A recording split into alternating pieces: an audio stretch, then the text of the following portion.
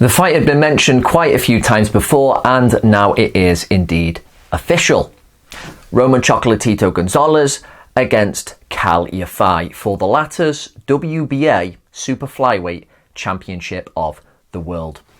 29th of February, this is on the undercard of Mikey Garcia against Jesse Vargas, but for me, easily the most intriguing fight. We've also got Joseph Parker fighting on the undercard, so not a bad card if you're available for that one.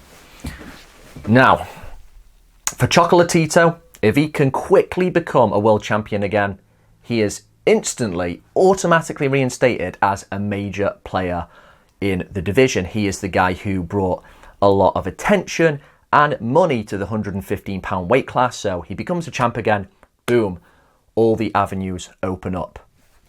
For Kal Yafai, though he has been a world champion since pretty much Chocolatito was viewed by many as the best fighter on the planet, he has not really been much of a factor at 115 pounds. There's just been so much talent at 115 pounds that I think his comparatively mediocre talent has just been left in the shadows. If you remember, actually, when Chocolatito was seen as the best fighter on the planet by many, not everyone, late 2016, early 2017, before he first fought Gonzalez, you had, in a way, I think, still in the division at that time. So you had Estrada, Gonzalez, Chocolatito. In a way, it was absolutely loaded, easily the best division in boxing. It's still one of the very best, though, and I think that has made it difficult for Yafai to stand out.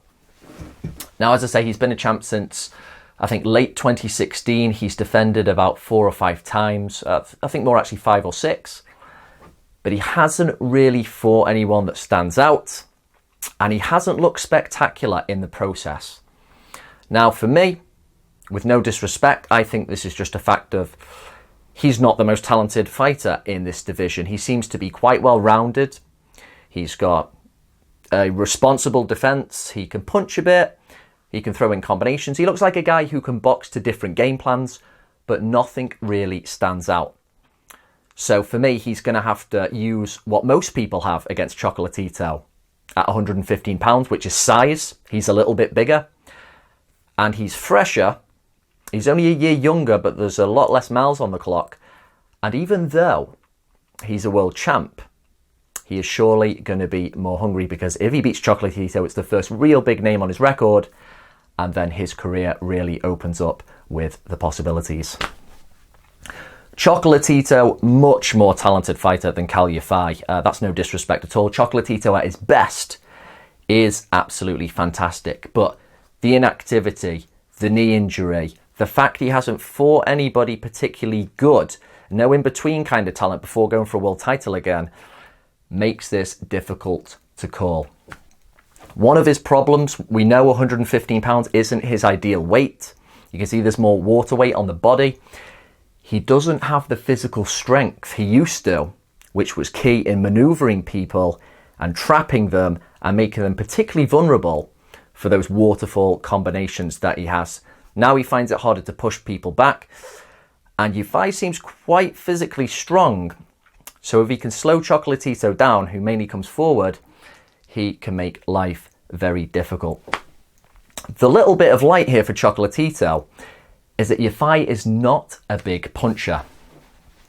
I think he's got 15 knockouts, and apart from, I think, one retirement, all of his defenses have come by way of decision. So if Chocolatito has still got any demons from Gonzalez from getting absolutely blasted in that rematch, he should be able to rest a little bit more assured here that Yafai doesn't have really serious gunpowder, so he should be able to come forward.